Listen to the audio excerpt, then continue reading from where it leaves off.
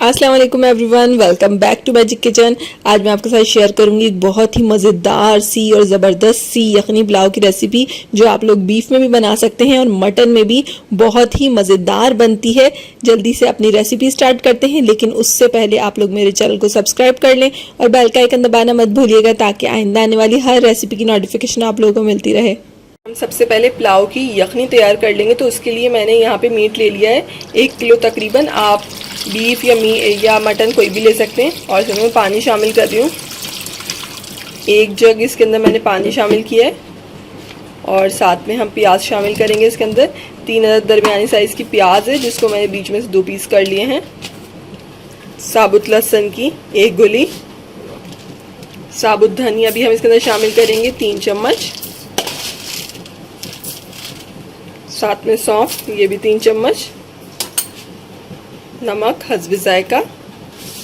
और यहाँ पर हम इसको ढक के पकाएंगे। इसको मैंने चूल्हे पे रख दिया है और इसको हमें जब तक पकाना है यखनी को, जब तक हमारा गोश्त बहुत अच्छी तरह से गल नहीं जाता। तो ये काफ़ी देर तक पकेगा, तकरीबन 1 घंटा पकेगा। और फिर हम इसको देख लेंगे, अगर इसको और ज़रूरत होगी तो हम इसको और पकाएंगे। हम अपनी गोश्त को चेक करेंगे। देखिए इसके अंदर एक उबाल आ चुका है। यहाँ मैं इसके अंदर तेज़पात के पत्ते भी शामिल कर रही हूँ, 3 से 4 अदद। इसकी खुशबू बहुत ज़बरदस्त आती है। और अगेन हम इसको ढक के पकाएंगे जिस तरह ये पक रही थी। यहाँ हम अपनी यखनी चेक करते हैं। देखिए हमारी यहाँ यखनी तैयार है बिल्कुल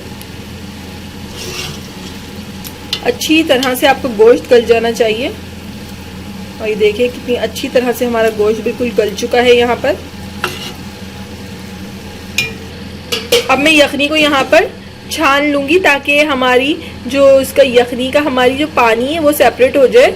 और बाकी चीज़ें जो साबुत प्याज थी या लहसुन थी वो हम अलग कर लेंगे। देखिए इसको यहाँ मैंने छान के यखनी का पानी सेपरेट कर लिया है। यखनी हमारी तैयार होकर एक साइड हो गई है। अब हम एक पैन में ऑयल गरम करके इसके अंदर तेज़पात के पत्ते 1-2 और गरम मसाला शामिल करेंगे। गरम मसाले के अंदर मैंने लौंग ली है, काली मिर्च और ज़ीरा। और साथ साथ इसको हल्का सा तलने के बाद हम इसमें प्याज शामिल करेंगे। बिल्कुल बारीक कटी हुई प्याज है ये। प्याज मैंने यहाँ पे 2 अदद लिए। प्याज के साथ साथ मैं इसके अंदर दालचीनी भी शामिल कर रही हूँ।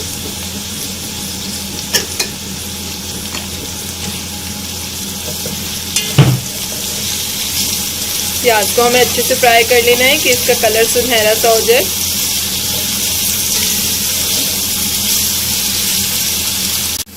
देखिए यहाँ हमारी प्याज अच्छे से फ्राई हो गई है और इसके ऊपर एक अच्छा सा ब्राउन सा कलर भी आ गया है। अब इसके अंदर हम लहसुन अदरक का पेस्ट शामिल करेंगे। 2 चम्मच मैंने 2 खाने के चम्मच लहसुन अदरक का पेस्ट डाला है इसके अंदर। और लहसुन अदरक का पेस्ट शामिल करके भी हम इसको अच्छे से भूनेंगे 2 से 3 मिनट तक। लहसुन अदरक के साथ भी इसको अच्छे से भून के मैं इधर इसमें हरी मिर्चों का पेस्ट शामिल कर रही हूँ। 3 से 4 अदद हरी मिर्चें लेकर मैंने उनका पेस्ट बना लिया था। और साथ में मैं कुटी हुई मिर्चें भी शामिल कर रही हूँ इसमें 1 चम्मच। और अब दोनों मिर्चें डाल के हम इसको प्याज के साथ अच्छे से भूनेंगे। इसको भी हमें 2 से 3 मिनट तक भूनना है अच्छी तरह से। हरी मिर्चें इसकी खुशबू हमारे पुलाव की बहुत मज़ेदार सी कर देती हैं खुशबू। और इसका जायका बहुत मज़ेदार हो जाता है हरी मिर्चों से। अच्छा, पिसी हुई ही डालनी है हरी मिर्ची आपको इसके अंदर।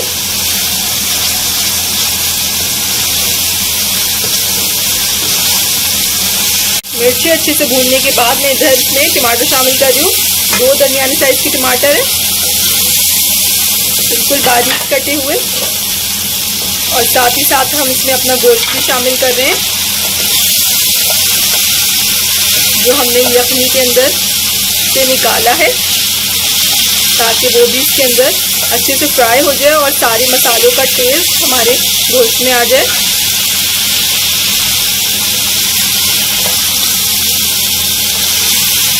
गोश्त हमारा ऑलरेडी गला हुआ है तो हमें इधर इसको गोश्त गलाने की नीड नहीं है, बस हमारे टमाटर गल जाए इसके अंदर।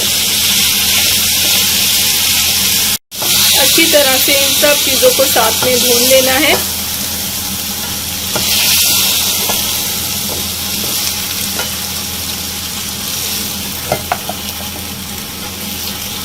टमाटर अच्छे से आपके भुन जाए साथ में, तो हम इसके अंदर अब शामिल करेंगे दही 1 बोल। और दही डाल के अगेन हमें इसे अच्छी तरह से भूनना है जब तक हमारी दही का पानी खुश्क नहीं हो जाता।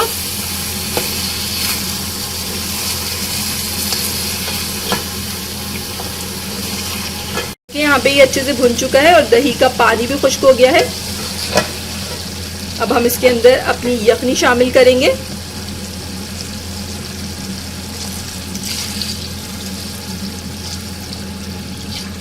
यखनी के पानी में ही हमारे चावल जाएंगे, हमें इसमें कोई दूसरा पानी शामिल करने की ज़रूरत नहीं होगी। यखनी में हमारा एक उबाल आ जाए फिर हम इसमें अपने चावल शामिल करेंगे। अच्छा, चावल मैंने यहाँ पे 1 किलो लिए हैं और सेला चावल लिए हैं मैंने। आप बासमती या जो दिल चाहे आप वो चावल भी ले सकते हैं, लेकिन सेला चावल का पुलाव बहुत अच्छा बनता है, तो मैंने यहाँ पे सेला चावल लिए हैं। और इसको मैंने भिगो दिया था अच्छे से वॉश करके, क्योंकि सेला चावल भीगना बहुत ज़रूरी होते हैं तभी वो अच्छे बनते हैं। तो तकरीबन मैंने 3 घंटे के लिए भिगो रखा था इसे। में हमारा एक उबाल आ गया, अब हम इसमें अपने चावल शामिल करेंगे। अच्छे से चावलों को यखनी के साथ मिक्स कर देना है कि जब चावल इस यखनी के साथ पकेंगे तो बहुत मज़ेदार बनेंगी, क्योंकि हमारी सारा यखनी का टेस्ट हमारे चावलों में आ जाएगा। यहाँ मैं इसको ढक रही हूँ ताकि ढक के अच्छे से पक जाए हमारे चावल। बिल्कुल आपको इसको लो फ्लेम के ऊपर पकाना है। जब तक हमारे चावल का पानी खुश्क हो रहा है, हम यहाँ इसका फूड कलर बना लेते हैं। मैंने यहाँ पे 2 नींबू का रस लिया है और इसमें थोड़ा सा हम फूड कलर मिलाएंगे 1 पिंच, और अच्छे से इसको बिल्कुल मिक्स कर लेंगे कि कोई लम्स ना हो इसके अंदर।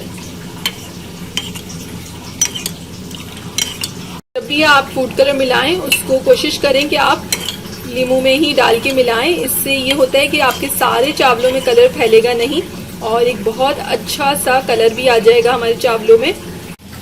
देखें हमारे चावल का पानी बिल्कुल यहाँ खुश्क हो चुका है। अब हम इसके अंदर फूड कलर शामिल करेंगे।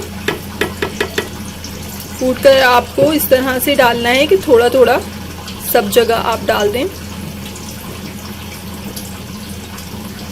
इस तरीके से फूड कलर डाल के हम इसको बिल्कुल हल्के फ्लेम के ऊपर दम लगाएंगे। आओ चेक करते हैं। वाह, क्या मज़ेदार सी पुलाव की यहाँ खुशबू आ रही है। यहाँ पे ये बिल्कुल रेडी है। जल्दी से हम इसको सर्व करते हैं। अब हमारा गर्मा गर्म पुलाव यहाँ रेडी है। आप लोग इसको सर्व कर सकते हैं रायते के साथ, सलाद के साथ। बहुत लजीज बनता है ये। आप लोग इसको ज़रूर ट्राई कीजिएगा। रेसिपी अच्छी लगी तो मुझे लाइक और कमेंट के ज़रिए ज़रूर बताइएगा आप लोगों को कैसी लगी थी। इंशाल्लाह फिर मिलेंगे एक नई रेसिपी के साथ। जब तक के लिए अल्लाह हाफिज़।